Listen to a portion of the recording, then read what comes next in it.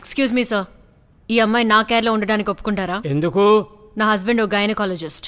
తన ప్రసవాన్ని ఆయన దగ్గరుండి చూసుకుంటారు. ఆయనకి సొంతంగా హాస్పిటల్ ఉందా?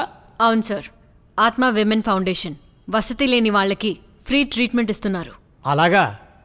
అయితే ఓ పని చెయ్యి, వెంటనే నీ హస్బెండ్ని ఓ పిటిషన్ పెట్టమను. గవర్నమెంట్ హాస్పిటల్లో ఈ అమ్మాయి ప్రసవం అయిన తర్వాత మీ ఆయన్ని తీసుకెళ్ళమని చెప్పు. అంతవరకు అక్కడే ఉండని. రేపు జరగకూడదు ఏదైనా జరిగితే మంచి చేయబోయి నీకే కదా జడ్డబేరుస్తుంది. ఎందుకు అనవసరంగా కొరిగితో తలగొక్కోవడం చెప్పు. ఓ సారీ తప్పుగా అన్నాను. నీ క్యాప్ను కొక్కోవడం. అవును, నువ్వెందుకు ఇంతలా కేర్ తీసుకుంటున్నావో నాకు చెప్పు. Your honour, the girl is victim, so she is in good custody. That is for good reason. Miss and Mrs. Jhansi, Assistant Commissioner, good protector.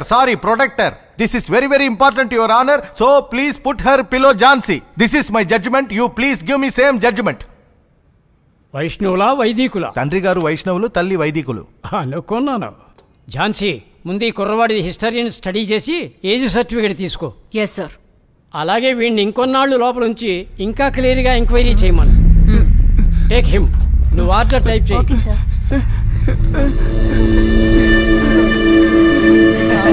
అవునరా, చూడండి రా, కామెడీ పీస్ వస్తున్నాడు. ఖర్చుకుంటూ వస్తున్నాడు. ఈడు చూడరా మామా, మోహన్ చూడు. ఏం కేసురా నీది? కేసు ఏంటని అడుగుతున్నాడుగా. నోట్లో ఏముంది అడిగితే చెప్పవా?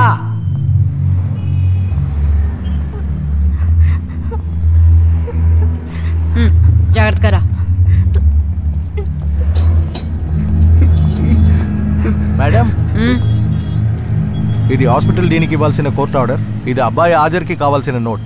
రాసి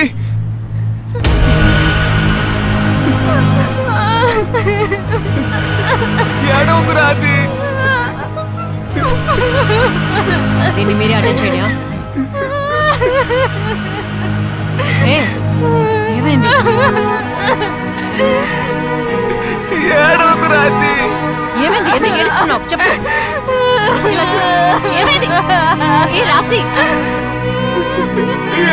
వచ్చేస్తాను.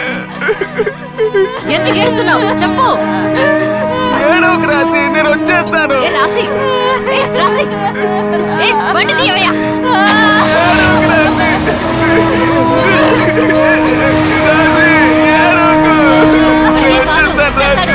ముందు బైక్ లేదు, త్వరగా వెళ్ళమను. రాసి, నా మాట వచ్చేస్తాడు. బండి తీయండి. త్వరగా రండి రా.